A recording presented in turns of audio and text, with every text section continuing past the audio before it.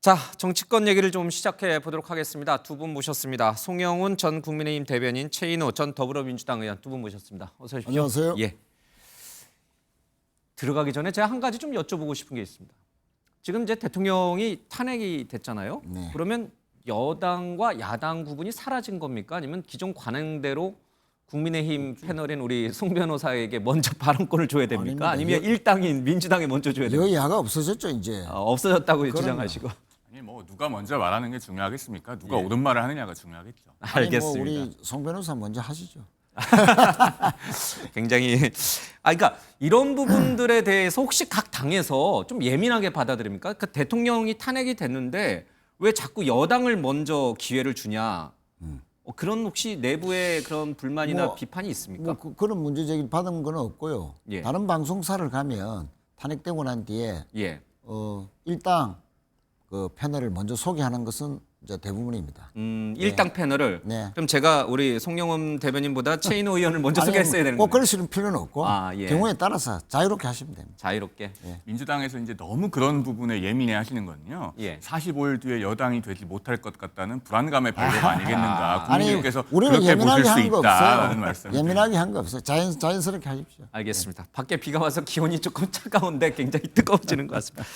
먼저 윤석열 전 대통령 얘기를 좀 해보도록 하겠습니다. 뭐 꽤 시간이 흐른 것 같은데 지난 월요일이었어요, 그렇죠? 형사재판에서 이제 첫 내란죄 관련된 혐의 등으로 재판을 받았는데 지기현 부장판사가 헌재 재판과는 다르게 굉장히 시간도 그렇고 여러 가지 배려를 했다라고 하는 이제 비판을 민주당 쪽에서는 좀 지적하는 것 같습니다. 뭐 헌재 재판과 좀 다르게 형사 재판의 이 부장판사가 그 정도를 허락하는 것이 그렇게 문제가 됩니까? 아니 다른 역대 대통령이 구속되거나 또 재판받으러 갈 때와는 전혀 비교가 되는 것이죠. 뭐 노태우, 전두환 대통령 저 재판 때도 첫 출석할 때는 다 호송줄에 묶인 모습이라든지 수갑을 차고 수갑을 차고 호송차에서 내리고 또 법원으로 가는 과정 전체를 또 생중계도 했고 사진도 찍었고 그게 어떤 재판의 결과를 떠나서 역사적인 재판이니까 예. 그런 기록을 남겨야 되는 순간이지 않습니까? 또 박근혜 대통령 때도 호송차에서 내려서 수갑을 차고 또 올라갔던 모습을 다 국민들이 실시간으로 봤죠.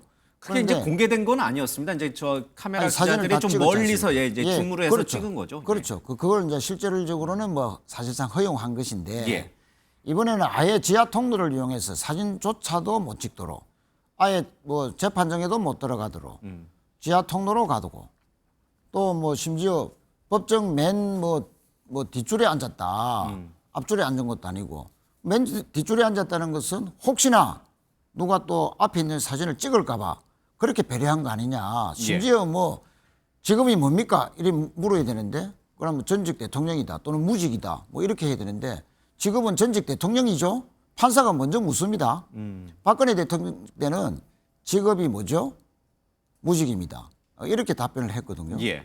그러니까 모든 면에서 파격적으로 윤 대통령을 배려하는 듯한 특혜를 주는 이런 그 재판이 없었기 때문에 여론이 완전히 들끓었지 않습니까? 알겠습니다. 구속 취소까지 예. 한 판사가 이제는 재판 받는 것까지 특혜를 주나 있을 수 없는 편파적인 특혜다. 재판 진행을 한 것이죠. 예. 국민적 관심이 워낙에 집중되고 있는 재판이기 때문에 재판부가 절차적으로 아주 조금이라도 특혜를 준다는 그런 오해를 받지 않도록 섬세함을 동원해서 진행해야 될 필요는 있다고 봅니다. 다만 민주당에서 어떻게 보면은 굉장히 사소한 부분을 소환해서 윤 전 대통령을 어떻게든 전면에 부각시키고자 하는 것 예. 같아요. 왜냐하면 4월 4일에 헌법재판소의 결정이 있으면서 이제 윤 전 대통령은 역사의 일부가 됐습니다. 과거로 들어가신 분이에요. 그런데 민주당 입장에서는 적대적 우정관계가 무너졌기 때문에 어떻게든 윤 전 대통령을 무대에 소환해야 되거든요. 그렇기 때문에 이 재판 절차에 관한 부분을 지적을 하시는 것 같은데 예. 일단 첫째로 그 지하로 출입하는 부분은 어쨌든 전직 대통령으로서의 경호가 법상 유지가 되고 있습니다. 그렇기 때문에 법원으로서는 이 부분에 대해서는 지하로 출입하는 것을 거부할 만한 어떤 법적인 근거를 찾기가 굉장히 어려웠을 거예요. 그런 부분을 좀 이해를 할 수 있는 측면이 있다고 보고요. 그다음에 촬영에 관련해서는 두 번째 공판기일부터 지금 허용을 한다는 것 아닙니까? 예. 첫 번째 공판기일 때는 그걸 불허하게 된 이유가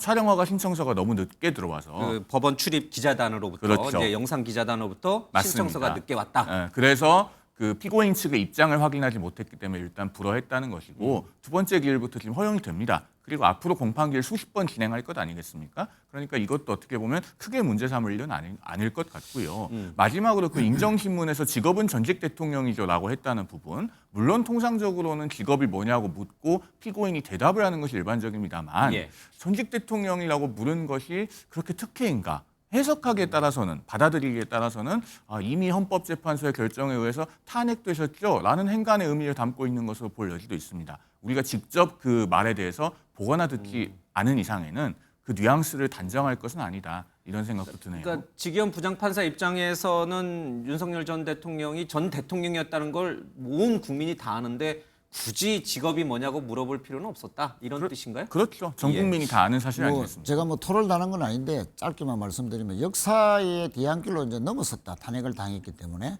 그 탄핵은 당해서 파면당했을 뿐이죠. 대통령직에서는 물러났지만 내란 재판을 지금 이제 막 시작한 것입니다. 형사재판. 그렇죠. 내란 행사 재판은 그러니까 이제 새로운 역사를 지금 쓰고 있는 재판을 통해서 쓰고 있는 과정인데 역사의 뒤안길로 이제 뒤로 갔다. 그런 거 아직 아니죠. 그러니까 지금도 현재 진행 중이고 그 특히 첫 공판이 상당히 그 주목을 받는 그런 건데 마지못해서 국민 여론에 밀려서 지금 두 번째부터 촬영을 허가한다는 것이지 지기현 판사의 구속 취소 이번에 편파적이고 아주 섬세한 것까지 배려하면서 윤 대통령을 그렇게 특혜를 주는 이유를 잘 모르겠고 계속 이런 식으로 재판이 간다면 글쎄요 상당히 그 국민들이 과연 용납하겠나 상당히 예단을 가지고 재판하는 거 아니냐라는 그런 그 지적들을 피할 길이 없을 거로 봐집니다. 알겠습니다. 이런 건 어떻습니까? 지금 헌법재판소에서 문영배 재판관은 대통령이 이제 반론을 하거나 이제 변호인단 측에서 얘기를 할 때 거의 이제 초까지 맞춰가면서 이제 시계를 앞에다 두고 일정 시간 이상이 지나면은 이제 스톱 시키는 그런 어떤 진행을 보였는데 지기현 부장판사는 짧게 해달라고 했음에도 불구하고 이제 윤 전 대통령이 굉장히 길게 얘기했잖아요. 79분간 반박을 했는데 그런 부분에 대해서 주의를 줬음에도 윤 전 대통령이 계속 조금 더 얘기를 했단 말이에요. 왜 문영배 지금 퇴임하셨죠? 지난 금요일. 문영배 전 권한대행처럼 그렇게 칼같이 시간을 통제하지 않고 봐줬느냐 이런 비난은 어떻게 보세요?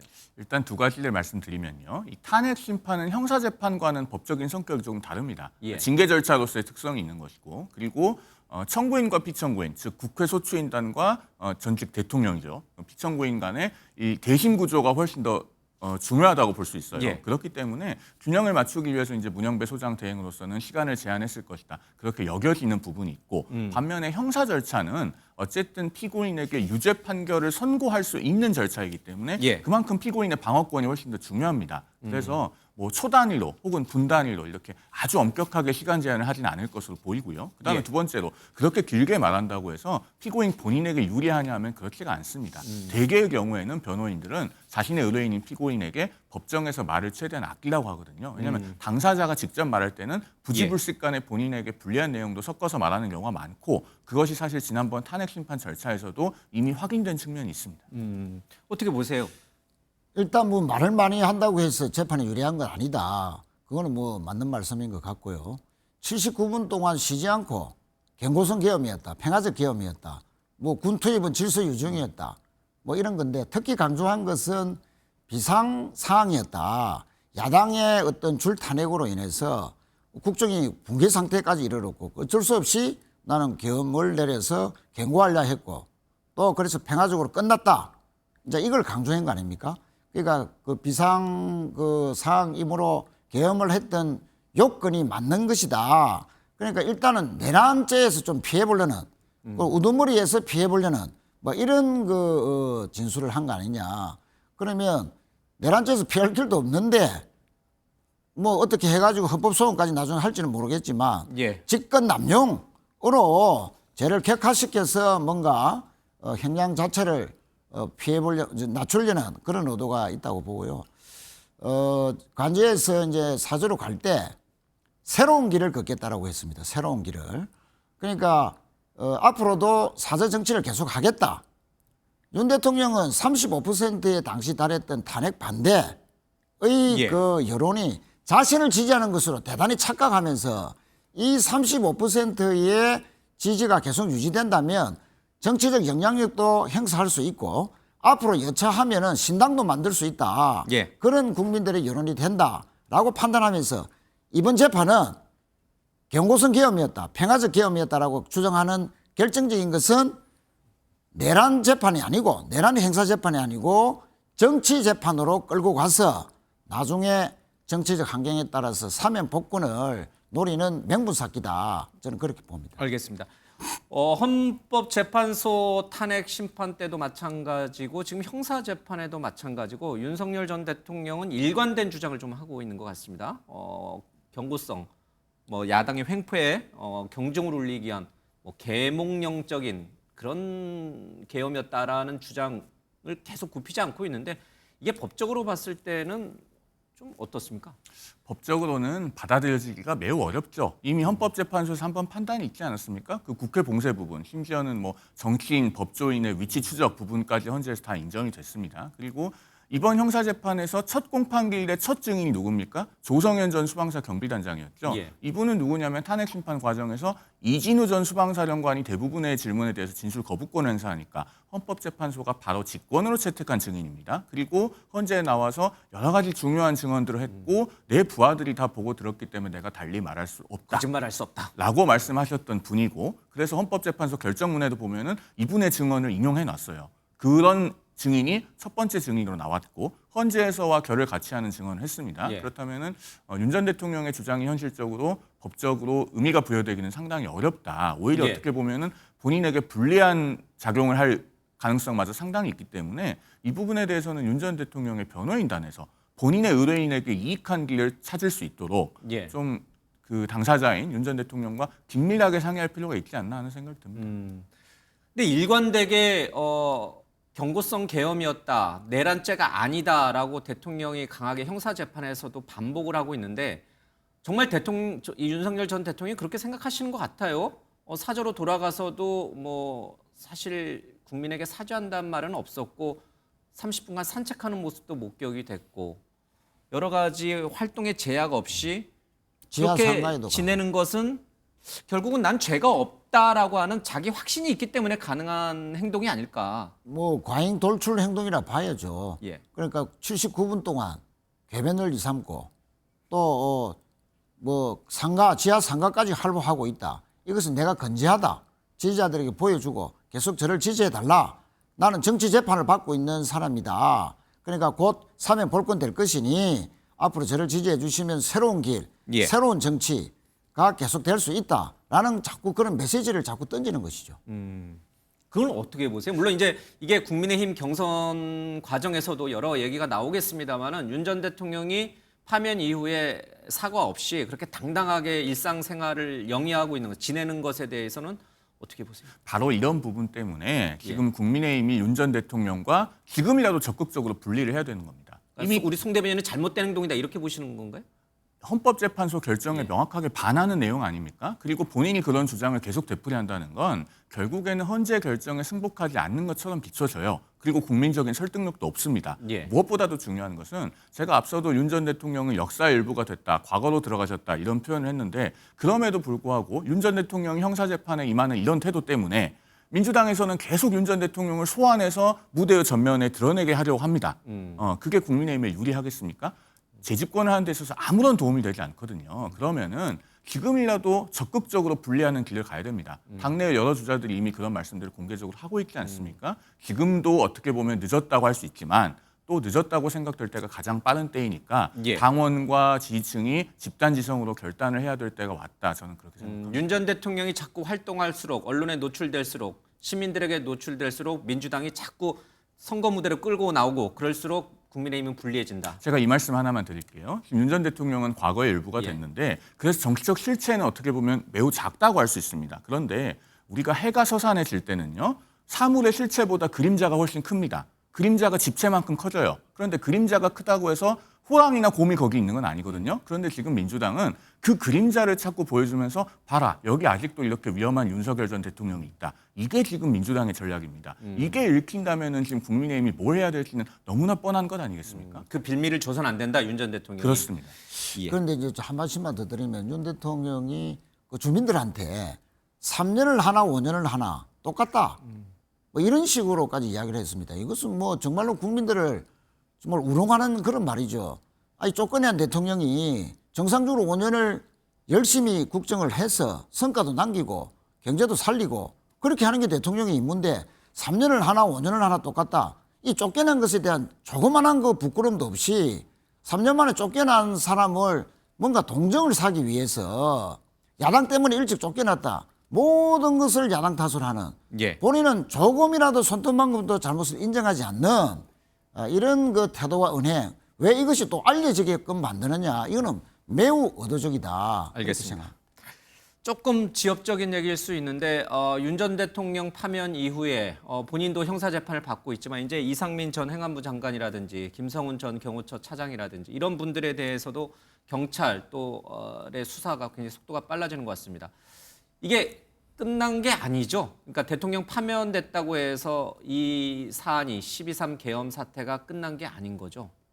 사태가 끝나지 않았다고 하는 것이 어떤 의미인지 모르겠는데요. 이제 관련자분들이 계속 조사를 받고 또 재판에 넘겨지는 과정들이 언제까지 이어질 것이냐. 제가 이제 그걸 여쭤봅니다. 그러니까 민주당에서는 이런 부분을 자꾸 내란 종식을 해야 된다라고 주장을 하는데 12월 3일 비상계엄 자체는 12월 4일 새벽에 비상계엄이 해제되면서 끝난 겁니다. 그리고 윤 전 대통령을 비롯해서 이른바 내란 주요 임무 종사 혐의를 받고 있는 분들은 대부분 다 기소가 됐다고 보여지고요. 그러나 물론 아직 수사선상에 있는 분들은 법과 절차에 따라서 수사가 이루어지고 그리고 국민들께서 더 이상 물음표를 그리지 않게끔 그 사실관계는 정확하게 밝혀질 필요가 있겠죠. 다만 그 절차는 수사기관이 알아서 진행하면 되는 것이고 이제 헌법재판소의 탄핵 결정까지 나온 마당에 그 이후에 대한민국에 대해서 이야기를 해야지.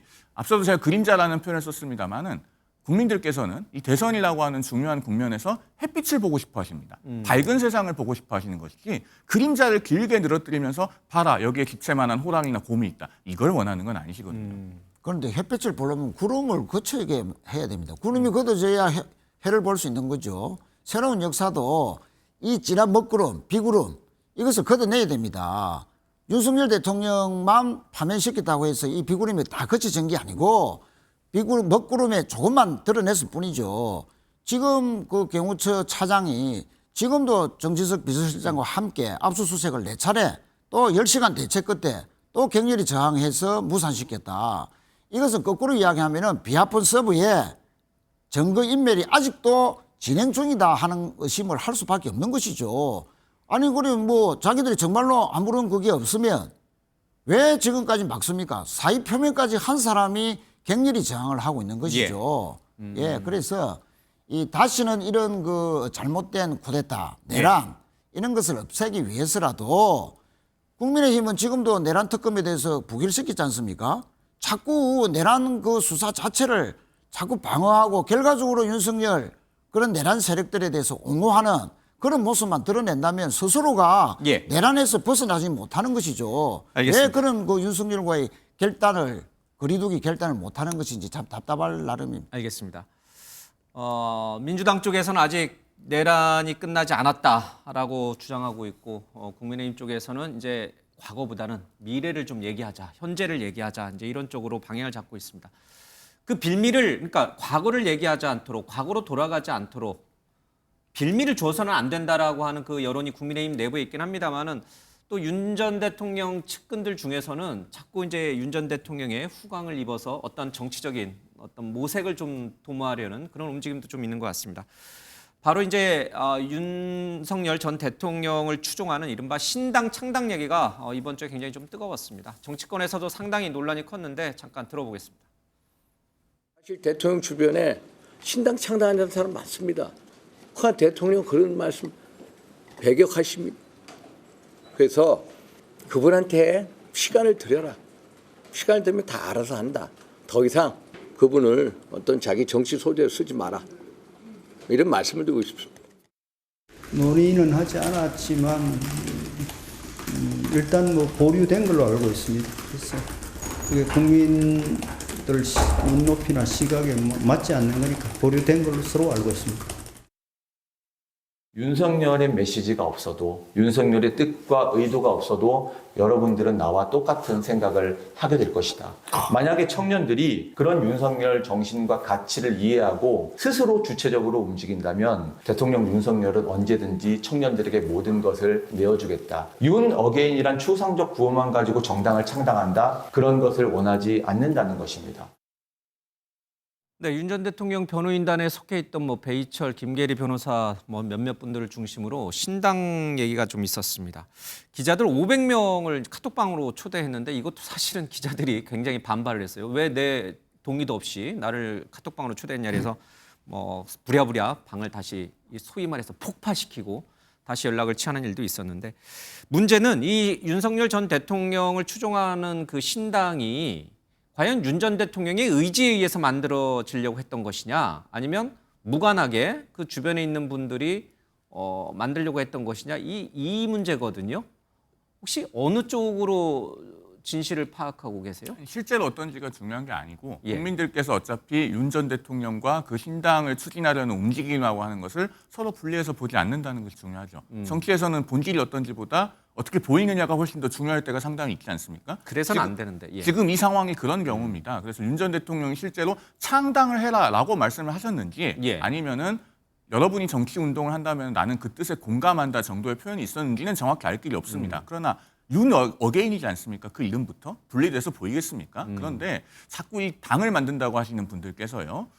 청년을 팔지 않았으면 좋겠습니다. 4월 11일에 윤 전 대통령이 관저에서 퇴거할 때도 그 앞에 한 500명 정도 되는 청년들이 앞에 도열을 했는데 사실상 대통령실에서 앞줄에 세웠다는 그런 얘기들이 계속 나오지 않았습니까? 특정 종교와도 좀 연관이 있다 이런 얘기도 있었어요. 그 부분에 예. 대해서는 정확하게 확인하지는 못했습니다만은 아무튼 그래서 사실은 청년들은 그런 동원의 대상이 아니거든요. 청년들이 자발적으로 본인들의 문제를 해결하기 위해서 정치에 관심을 갖는다. 그거는 바람직한 일입니다. 예. 그러나 특정인의 정치적 이해관계나 특정 세력의 이익을 위해서 청년들을 앞줄에 세운다. 우리는 그런 것을 동원이라고 합니다. 여기서 청년팔이 하지 마시고 정말로 윤 전 대통령의 이름과는 무관하게 본인들이 추구하는 정치적 뜻이 있으면은 본인들의 힘으로 이뤄내시라라는 말씀을 드리겠습니다.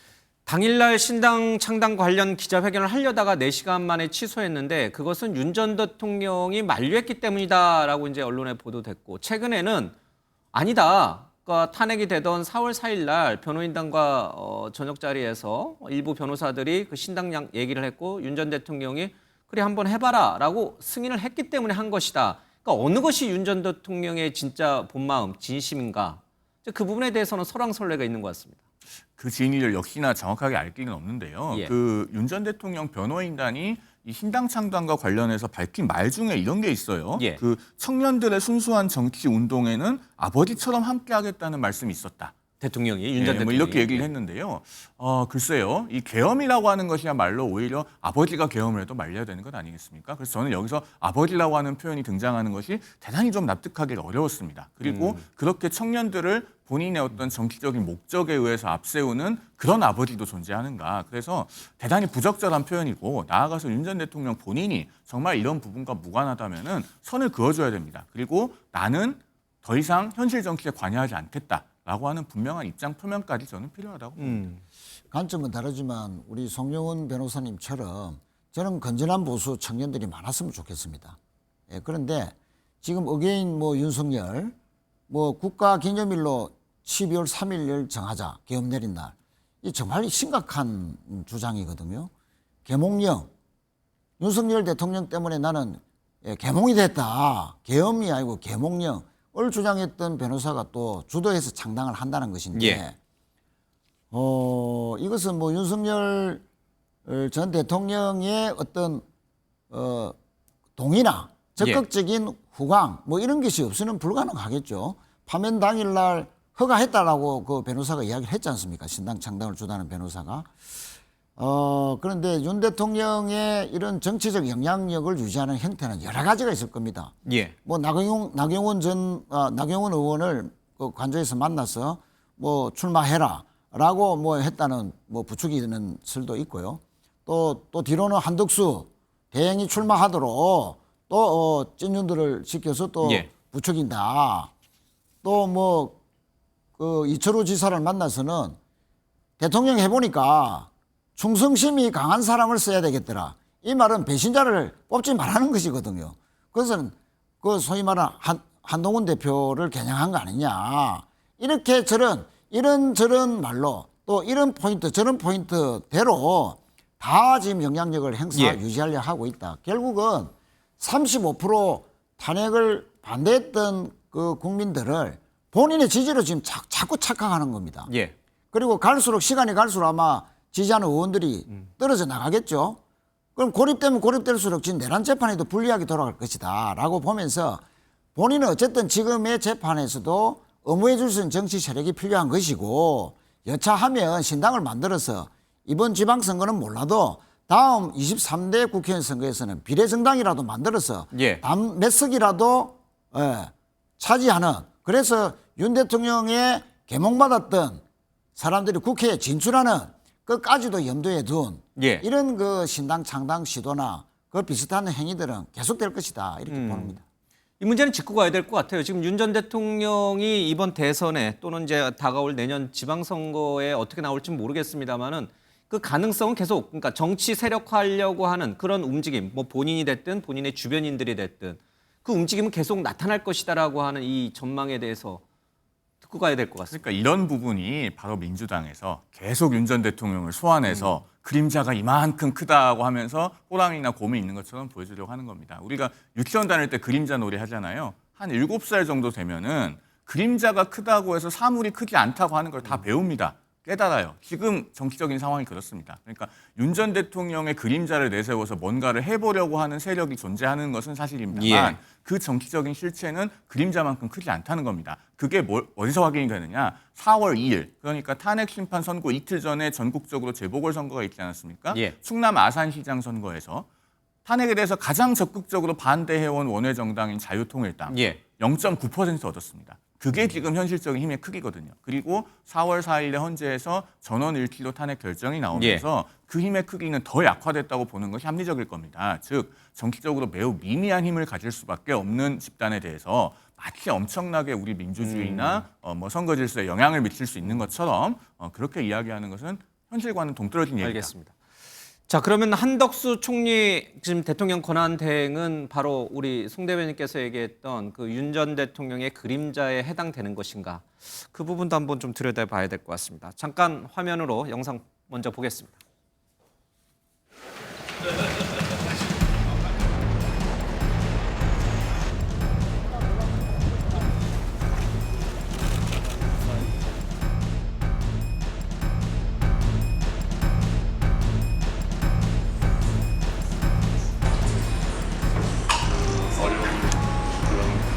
어린이들한테 그냥 단순히 돈가스를 하나 공급해 주는 것만이 아니라 따뜻한 그런 마음까지도 같이 이렇게 주시는 것으로 저한테 확 느껴지네요.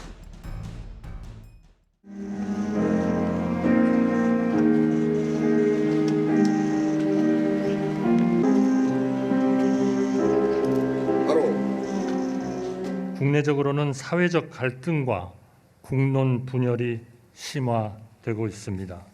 그러나 우리 국민이 하나가 된다면 이 모든 어려움을 극복할 수 있습니다. 통합이 곧 상생입니다. 대화와 협력으로 사회적 갈등을 풀어나가면서 국민의 저력을 국가 발전의 에너지로 승화시키는 데 온 힘을 기울이겠습니다.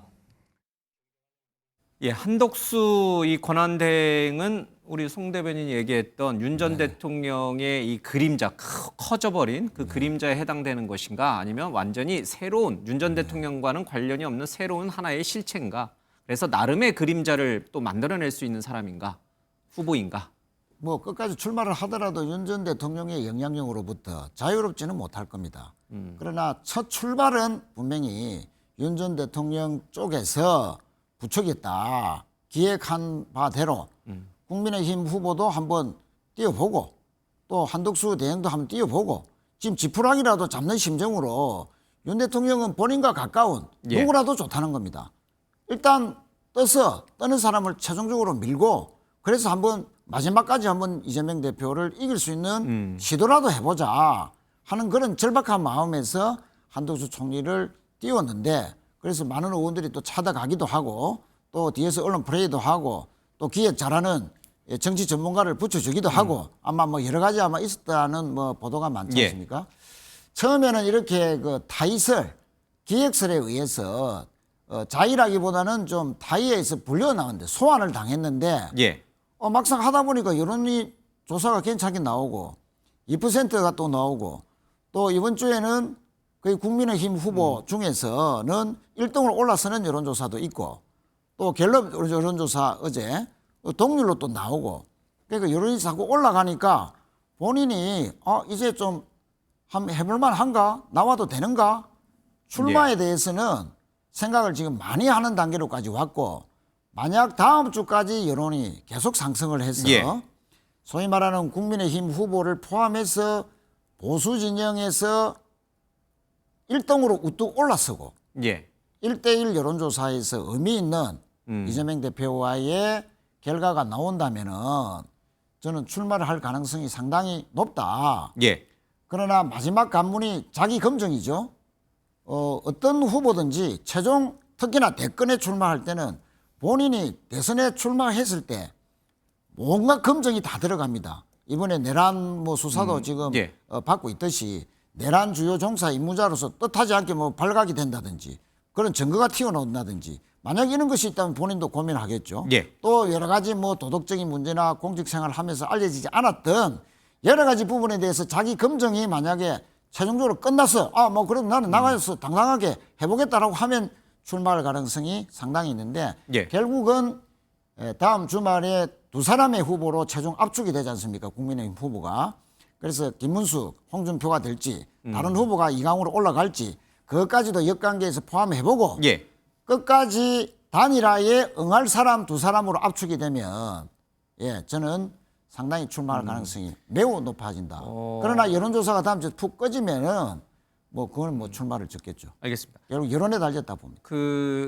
좀 호의적으로 나온 여론조사를 얘기하셨는데 이번 주에 나왔던 이제 MBS 여론조사라든지 한국갤럽 여론조사를 압도적으로 또 부정적인 보면은 여론이 많죠. 한덕수 대행의 출마론에 대해서 이제 부정적 여론이 상당히 좀 높고 그리고 또 대통령 권한대행으로서 잘하고 있냐 잘못하고 있냐라는 응답을 보면 여전히 잘 못하고 있다라는 응답이 더 높게 나오고 있고 여기에 이제 헌재 재판관 대통령 몫에 헌재 재판관 2명을 임명했던 것이 헌재에서 이제 가처분 인용이 되면서 사실 정치적 타격도 입었다 이런 해석도 있습니다. 이런 분위기라면은 나오지 않는 쪽으로 이제 방향이 다시 급선회했다 이렇게 해석해야 됩니까? 이 모든 상황을 종합해서 한마디로 표현하면요. 예. 한덕수 대통령 권한대행은 큰 나무 같은 분이다 이렇게 말씀드릴 수 있겠습니다. 앞서 이제 윤 전 대통령의 그림자에 해당하느냐라고 물어보셨잖아요. 한덕수 권한대행은 그림자만 크고 실체는 적은 그런 케이스는 아닙니다. 큰 나무, 큰 나무다. 이를테면 낙낙장송 같은 분이어서 그림자만 큰 것이 아니고 그 나무의 크기 자체도 실제로 커요. 예. 수십 년 동안 공직생활을 하셨고 거기에서 분명한 성과를 2번의 국무총리까지 역임할 정도로 보여주신 분 아닙니까? 그렇기 때문에 우리가 이제 한자에서 수욕정이 풍부지라는 말이 있지 않습니까? 예. 나무는 스스로 고요히 있으려고 하지만 바람이 가만히 두지 않는다. 한덕수 권한대행은 애초에 무슨 대권에 도전한다든가 이런 생각 자체가 처음에 없었을 겁니다. 그런데 이제 정치권에서 일부 한덕수 대행의 출마론을 흘리거나 예. 또는 뭐 제안하거나 이런 분들이 있어서 조금 고민해보는 단계까지는 갔을 수 있겠죠. 그런데 제가 아까 나무라고 표현하지 않았습니까? 뿌리를 깊이 내린 큰 나무일수록 예. 그 뿌리를 뽑아서 옮겨 심는 것은 대단히 어렵습니다. 잘못하다가는 그 나무를 뽑아서 옮겨 심다가 나무가 고사될 수 있거든요. 예. 이런 것들을 종합해 보면은 한덕수 권한대행은 큰 나무다라고 하는 표현이 어떤 의미인지 이해가 되실 겁니다. 근데 제가 개인적으로 우리 송 대변인께 궁금한데 한덕수 대행은 왜 대통령이라든지 공직에 대해서 더 이상 생각이 없다라고 분명히 그 계엄 직후에 이제 국회에 나와서 말씀을 하셨잖아요. 만약에 그 사이에 생각이 바뀌었다면 그래서 내가 대통령이 되어야겠다라고 생각을 했다면 왜 그랬을까요? 이재명 대표가 대통령이 되는 게 싫어서 아니면은 내가 대한민국을 한번 정말 좋은 나라로 부국으로 부국 강병의 나라로 만들고 싶어서 왜 대선 쪽에 생각을 두게 됐다고 보세요? 그 이유에 대해서요. 저 같은 패널에게 질문하는 상황이 사실 맞지가 않은 겁니다. 제가 한덕수 대행에게 직접 물어봐야죠. 아니 그러니까 이거를요. 예. 한덕수 대행께서 정말로 국민의 선택을 받고 싶으시면 본인이 떳떳하게 나와서 내가 만들려고 하는 나라는 어떤 나라고 왜 그걸 내가 해야 되겠다고 결심을 하게 되었는가 직접 소상히 밝히는 것이 도리예요. 맞죠? 그것이 모두 베일에 쌓여 있고 저희처럼 양당에서 나온 출연자들이 그런 것을 추측하거나 추론해서 답해야 되는 상황 자체가 문제가 있는 것이고 아마 국민들께서는 지금 대선이 45일밖에 안 남았는데 왜 그런 것들을 제3자가 추정해서 말해야 되는 상황인지를 아마 납득하지 못하고 계신 겁니다. 답변을 잘 피해 가시네요. 제가 왜 한덕수 대행이 만약에 생각이 바뀌었다면 출마를 해야겠다고 바뀌었다면 왜 그랬을까요? 뭐 저는 대통령이 혹시 되면 내란 수사에서 벗어날 수 있을까? 개인의 일신의 그 뭐 안위를 위해서 그런 동기 이 외에는 솔직히 저도 그 이유를 잘 모르겠습니다. 아니 며칠- 이재명 대표가 싫어서 대통령 되는 아니, 거예요. 그게 말이 되는 소리입니까? 아니 그건 절대 맹분이 될 수가 없죠. 본인이 어떤 대한민국을 만들겠다 그건 아닐 거다. 비전을 가지고 해야지. 누가 미워서 한다면 그 국민들이 어떻게 납득을 하겠습니까? 예. 그러니까 며칠 전에 헌법재판소에서 가처분 인용을 받았지 않습니까?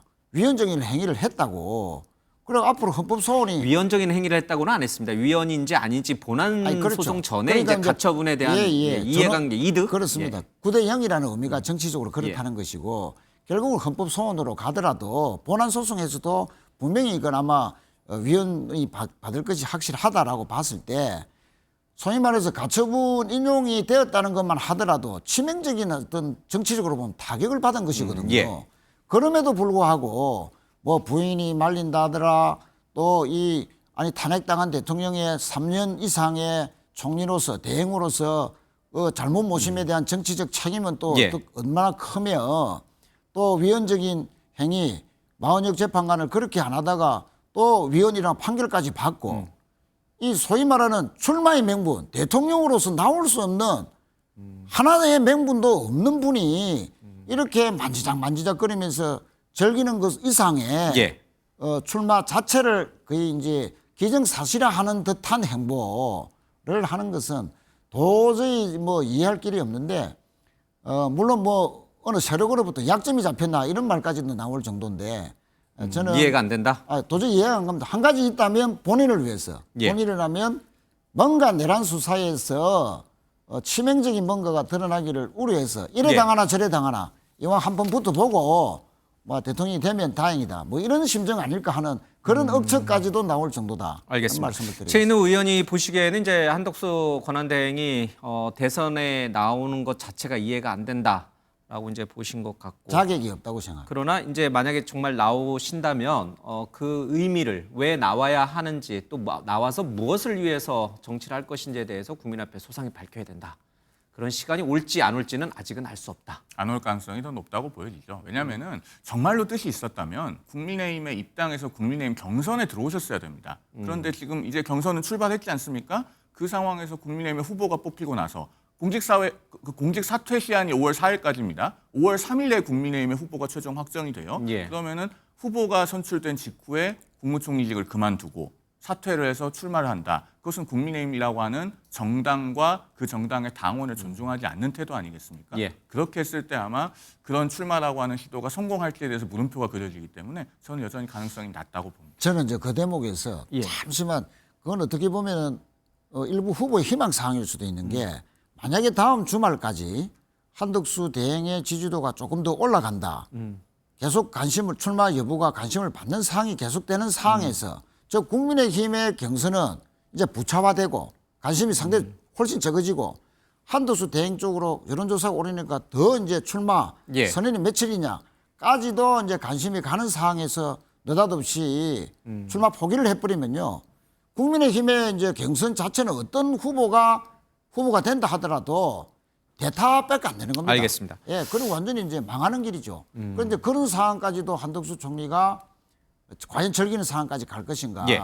그래서 출마 가능성이 저는 상당히 높아 보인다는 거죠. 그러니까요. 지금 이런 얘기가 나오는 거를 국민의힘 당원들께서 보시면은 굉장히 화가 나실 거예요. 왜냐하면 국민의힘 경선은 그래도 민주당과 달리 굉장히 큰 역동성을 가지고 있잖아요. 그 과정에서 치열하게 경쟁을 하고 선출된 후보 중심으로 단결해서 컨벤션 효과를 예. 얻어야 됩니다. 그렇게 해서 이재명 대표 한번 대등하게 붙어봐야 되는데 한덕수 차출론 때문에 마치 국민의힘 경선이 예선화되어가는 예. 그런 프레임이 등장함으로써 얼마나 국민의힘 당원들이 지금 마음에 상처를 받고 있을까 하는 생각이 듭니다. 근데 지금 한덕수 추대론을 먼저 불을 지핀 거는 국민의힘에 있는 여러 중진 의원들을 비롯한 많은 의원분들이잖아요. 뭐 한간에는 뭐 50명이 넘는다 이런 얘기도 있던데 국민의힘 의원분들이 추대론을 먼저 불을 지핀 거 아닌가요? 그러니까 그분들께서 정말 당원들의 총의에 맞는 행동들을 하신 것인지에 대해서는 저는 개인적으로는 의문이 있습니다. 개인적으로는 그리고 50여 명의 국회의원이라고 하지만 사실 그 명단이 한 번도 확인이 된 적이 없기 때문에 그 실체에 대해서는 조금 의구심이 있고요.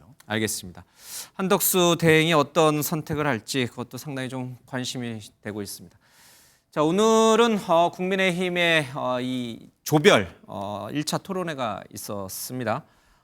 그 모습 지금 이제 오후 2시부터 있었는데 잠깐 영상을 먼저 보겠습니다. 이번엔 순서대로 유정복 후보님부터 드리겠습니다. 네, 존경합니다. 가짜를 물리치고 진짜가 되는 유정복. 바로 제가 이번 대선에서 그 역할을 하겠습니다. 저는 보수에서 가장 중요한 가치가 노블리스 오블리제라고 생각합니다. 저는 직접 그 일을 실천했습니다. 대한민국의 위대한 순간은 아직 끝나지 않았습니다. 이제 시작입니다. 함께 갑시다. 저에게 맡겨주시면 집권 여당의 6월의 푸르름을, 그 영광을 다시 찾아드리겠습니다. 네, 국민의힘에서는 모두 8분이 이번 대선에 이제 출마를 했습니다. 그래서 오늘 조를 나눠서 A조, B조 이렇게 나눠서 오늘 A조에 1차 토론회가 있었습니다. 김문수, 안철수, 양양자, 유정복. 나름 뭐 다들 경쟁력 있는 분들이고 또 이번 대선에 오랫동안 준비한 분도 있고 갑작스럽게 계엄 사태 이후에 갑작스럽게 또 이제 출마를 결심하신 분도 있는 것 같습니다. 사실은 내일이 더 빅데이다 이렇게 얘기하시는 분들도 있고 그러나 오늘 A조에서는 누가 이렇게 좀 관심을 끈다고 보십니까? 아무래도 저희가 토론 영상을 끝까지 보지 못하고 이 방송에 들어왔기 때문에요. 좀 예단하기는 어렵습니다만은 지금 언론에서 말하는 그 주목도 순서대로 놓고 보면은 김문수 전 장관이 아무래도 주목을 받겠죠. 그러나 안철수 의원, 또 양양자 전 의원, 유정복 시장 모두 훌륭한 분들이기 때문에 당원과 지지층께서 그 토론을 보면서 나머지 세 분에 대해서도 정책과 비전과 장점을 발굴하는 그런 뜻깊은 시간이 되셨길 바랍니다. 예. 내일은 홍준표, 한동훈, 나경원 그다음에 이철우 지사가 좀 합니다. 잠시 뒤에 이제 홍준표 전 대구시장께서 이제 여기 출연하실 예정인데 내일도 사실은 빅데이예요. 그렇습니다. 뭐 죽음의 조라고도 이야기하고 예. 소위 4강 티켓 준결승으로 올라가는 길목에서 세 사람이 좀 유력하니까 예. 또 1등을 서로 또 다투는 여론조사상에도 큰 차이가 나지 않는 세 분이기 때문에 예. 대단히 치열할 걸로 봐지는데 이게 토론 방식이 후보자 한 사람이 복수로 질문하는 예. 게 아니고 한 사람만 꼭 집어서 질문을 하더라고요. 그러면 어느 후보가 누구에게 꼭 집어서 한 사람에게 할 예. 것인가 이게 이제 아주 재밌는 포인트인 것 같은데 내일은 아무래도 이제 홍준표 후보는 예. 김문수 후보에게 질문을 하면서 상당히 좀 거구적인 이미지의 예. 김문수 또 뭐 너무나 친윤스러운 후보가 경쟁력이 있겠냐는 식으로 상당히 공격을 할 것 같고 예. 한동훈 후보는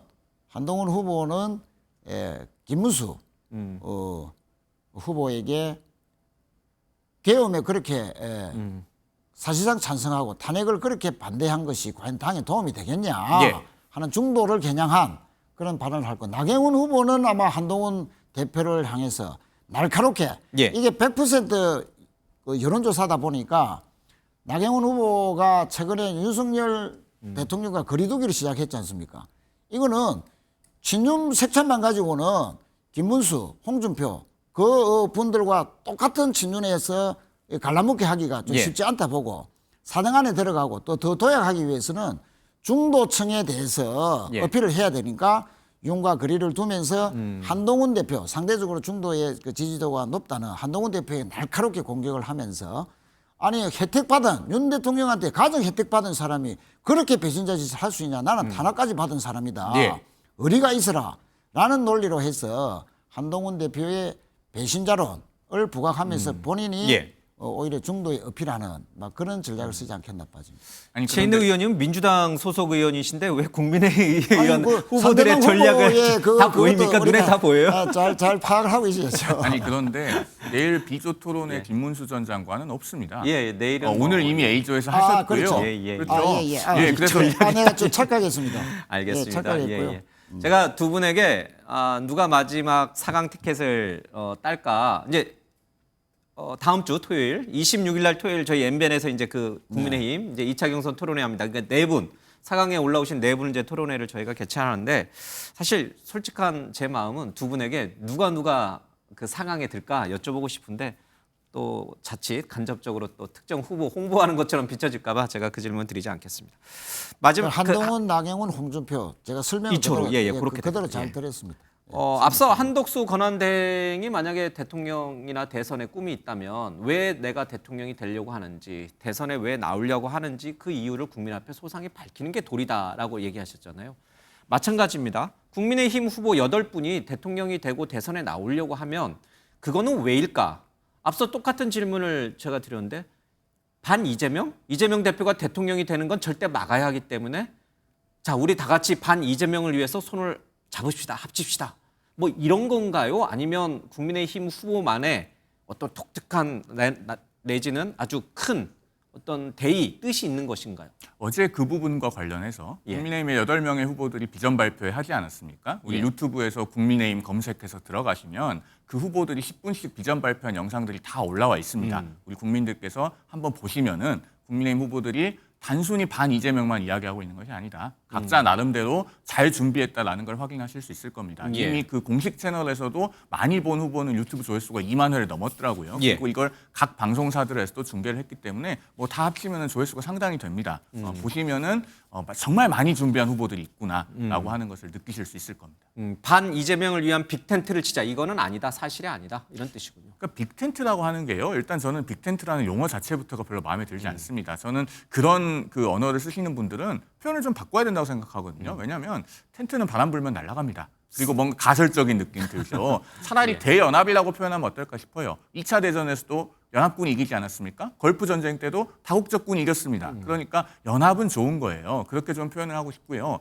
이재명 전 대표가 현재 가장 앞서 있는 것만은 분명합니다. 그리고 가장 위험한 사람이라고까지 일컬어집니다. 그러면 그런 인물의 집권을 막기 위해서는 모두가 널리 힘을 합쳐야 되는 것은 맞죠. 다만 그 빅텐트랍시고 당 외에 있지도 않은 무소속 후보를 세워서 경선을 우회하고 마치 정치적 우회상장을 하듯이 그렇게 해가지고 나중에 다시 합병하는 식의 빅텐트를 만들고자 한다면 그게 국민들로부터 널리 설득력이 있겠는가라는 생각이 듭니다. 알겠습니다. 자, 국민의힘 후보들이 나름의 어떤 철학이라든지 나름의 국정 운영에 대한 어떤 포부 내지는 소신을 갖고 이번 선거에 뛰어들었다. 그래서 이제 굉장히 8분이 굉장히 치열한 경선 레이스를 펼치는데 반면에 민주당은 오늘 이제 충청 경선이 있습니다. 내일은 영남권 이제 있고 이렇게 전국을 돌면서 이제 순회 경선을 하게 되는데 자, 이재명, 김동연, 김경수 3분입니다. 근데 재밌는 것이 누가 민주당의 대선 후보가 되느냐가 아니라 누가 2등을 하느냐, 누가 착한 2위가 되느냐 그런 게 관심이 되는데 이건 좀 이해하기 어렵습니다. 정치권의 생리를 놓고 봤을 때. 워낙 뭐 이재명 대표의 대세가 계속 확인이 되기 때문에 그러나 이재명 대표는 지난 대선에서 0.73% 차이로 정말 역대 대선 사상 가장 최소한의 표 차이로 아깝게 석패를 했기 때문에 어떤 지역에 가더라도 최선을 다한다. 또 겸손하게 해야 된다 하는 그런 기치 아래서 선거운동을 아주 열심히 하고 있고요. 그래서 지금 뭐 2등을 뭐 누가 해야 될 것인가 이에 대한 관심은 사실은 없고 본인이 한 표 한 표 정성을 다한다 하는 각오로 열심히 하고 있다는 말씀을 우선 드리고 오늘 이제 충청권의 경선이 이제 발표가 되면 이재명 대표의 대세가 한 번 더 확인이 되지 않겠나 그런 측면에서는 뭐 별 이변이 없을 것 같고 방금 말씀하신 대로 2위가 누가 되느냐에 따라서 당장 내일 영남권에서의 2, 3위 간에 연설 내용이 달라질 것이다 이렇게 봅니다. 물론 오늘은 첫날이라서 뭐 대통령실 집무실 이전이라든지 국회 본원 설치 뭐 이런 지역 균형 발전 차원에서의 연설은 막 거의 똑같아 보지만 만약에 김경수 지사가 2등을 한다라고 하면 예. 김동연 지사가 상대적으로 어제 TV 토론에서 가장 진보적인 색깔을 보였거든요. 예. 특히 정세 문제에서도 가장 적극적으로 이야기할 정도로 그래서 진보적인 색깔 부각이 크게 도움이 안 됐는가에 대해서 전략을 수정할 가능성이 있고 또 만약에 김경수 지사가 3등을 한다라고 하면 어제도 거의 이재명 대표와는 큰 차별화가 없었습니다. 예. 김동연 후보는 이재명 대표와 몇몇 대목에서 상당히 재원 분배라든지 경제와 복지와의 관계라든지 한국 FTA 문제라든지 개헌이라든지 이런 측면에서 상당히 차별화를 시도를 했는데 예. 그 결과 2등에서 우뚝 서버리고 김경수 지사와는 상당한 격차로 2등을 해버리고 예. 김경수 지사는 만약에 이제 큰 차이로 3등을 해버린다 예. 하면 이 소위 말하는 착한 2등 전략이 알겠습니다. 결정적으로 실패했다. 그래서 아마 좀 더 선명성을 부각하는 쪽으로 선거 전략을 수정하는 계기가 되지 않겠나 이렇게 봐집니다. 알겠습니다. 집무실 문제라든지 이제 증세 문제를 놓고 이제 새 후보 간에 조금 생각이 좀 다른 거는 있긴 한데 그래도 좀 큰 어떤 시야에서 놓고 보면은 우리가 벌써 그러니까 세 번째 탄핵에 두 번째 파면된 대통령을 맞이하고 있지 않습니까? 그러니까 87년 헌법 체제에 대한 개헌 얘기는 이번 대선에서 꼭 풀어야 될 우리 이제 숙제다라고 느끼시는 분들이 많은데 이재명 전 대표는 이 문제에 대해서 명확하게 입장을 얘기 안 하시는 것 같아요. 명확하게 얘기를 안 하는 정도를 넘어서서 굉장히 회피하고 있다고 보여지죠. 이재명 전 대표가 최근에 며칠 안 됐습니다. 예. 페이스북 메시지에서 세종 집무실로의 대통령 집무실 완전 이전 문제를 언급하면서 사회적 합의를 통해서 풀겠다고 썼더라고요. 제가 그걸 보면서 개헌이라는 단어를 정말 극구 피하는구나.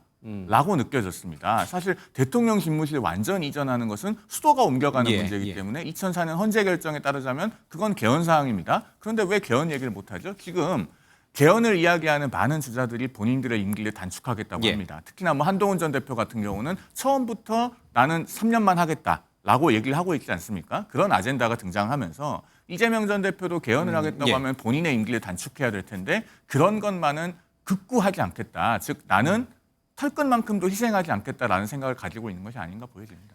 예, 반론 잠깐. 그렇습니다. 개헌은 사실상 불가능하죠. 왜냐하면 6월 3일 날 지금 50일도 채 안 남은 그런 시점에서 국민투표법을 또 개정을 해야 됩니다. 지금 재외 국민들에 대한 투표권 자체가 지금으로 가면 위헌 판결을 받았기 때문에 그것 자체를 하지 않으면 국민투표도 불가능한 것이거든요. 그런 현실적인 부분이 있다.